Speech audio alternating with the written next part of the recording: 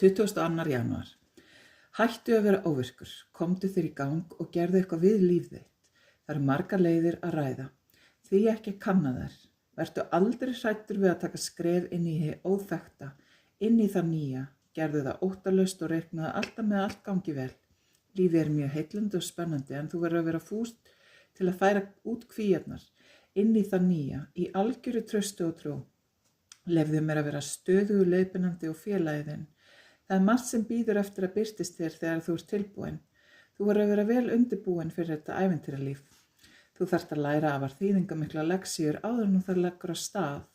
Þú þarft að læra grundvallar atriði í hlýðni og aga. Þess vegna þarf að reyna þig og prófa.